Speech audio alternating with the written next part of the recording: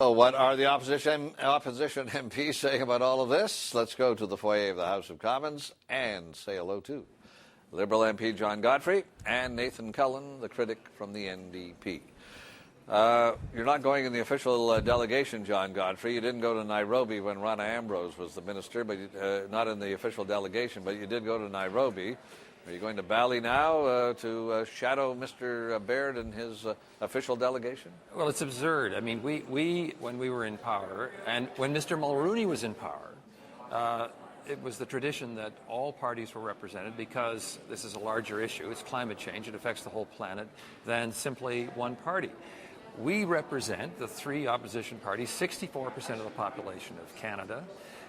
We are the democratically elected representatives. We favor the UN process. We favor Kyoto. We favor it more than the government. That's why we were harassing them in Nairobi. We wanted them to honor the spirit of the place they were functioning in, and we're being left off. Well, some other group of eminent persons, non-elected persons, are going in our place. What's wrong with the democratic process, and what's wrong with sending along, as we have for the last 15 years, all the parties, because it's bigger than any one party? Okay, Nathan Cullen, would you go anyway on your own? Yeah, I couldn't figure out if John was going or not, so he can tell me again later. But what about you, Nathan? Are you going or not? Yeah, I couldn't figure out much of what the minister had to say. I've heard a few ridiculous things from this particular government and this particular minister when it comes to the environment.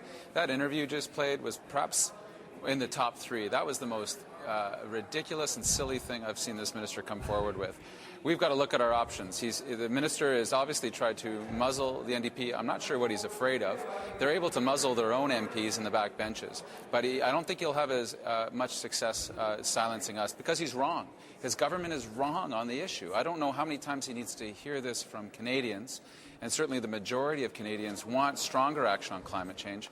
So I think they need a little adult supervision when it comes to these international meetings because they consistently embarrass Canada at the international level. Yeah, but are you going on your own or not? Yeah, we're trying to find a way to make it possible, Don. Okay. Bali's a long way away, but the urgency we're hearing from Canadians is that they don't trust this government and they need some supervision. Okay, John Godfrey, Nairobi was a long way away too, John Godfrey, so are you going to Bali or not? Well, we're trying to figure that out, but the issue is under whose auspices do we go? We were part of the Canadian delegation the last time. Do we have to slot ourselves in as a subset of an environmental organization? I mean, we're members of Parliament here, and we should be part of the Canadian delegation. So even getting there doesn't necessarily get us through the gate. I mean, those are the sorts of issues why is he so willing to cooperate with China, Saudi Arabia, India, Russia, and not with his own fellow countrymen? That's the oddest part of this whole exercise. All this talk about cooperation internationally, what about starting at home?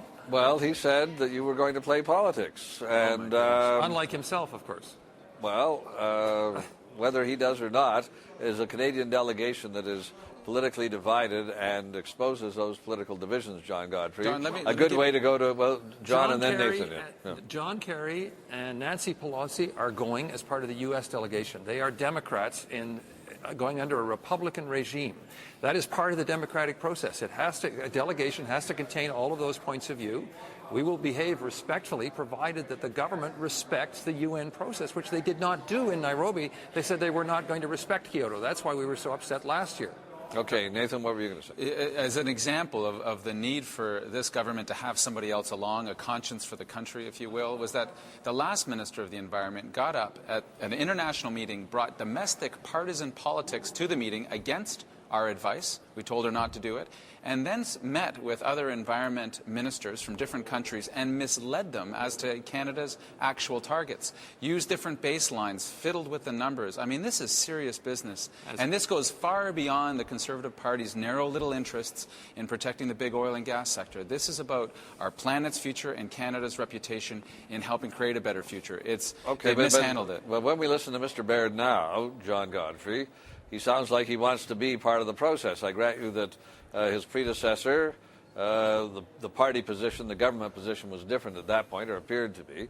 But now, since Mr. Baird's been there, it seems to have changed, and he's talking about setting targets, working towards them over a longer period of time, and he wants to be a bridge between the United States and Europe. So, John Godfrey, haven't they changed their position? No, they haven't, because when he said to you, we want to be at 20% reduction below by 2020. Yeah.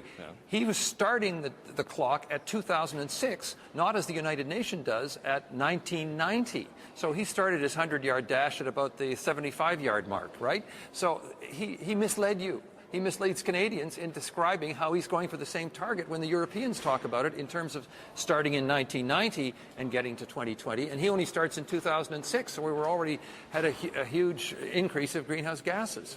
Well, when he would say that's when your party was in power. Nathan, you don't think that there's a change of attitude? He talked about the science now being compelling and so forth a couple of years ago. I think I made that point to him. Yeah. The Conservatives didn't talk that way. Now they do.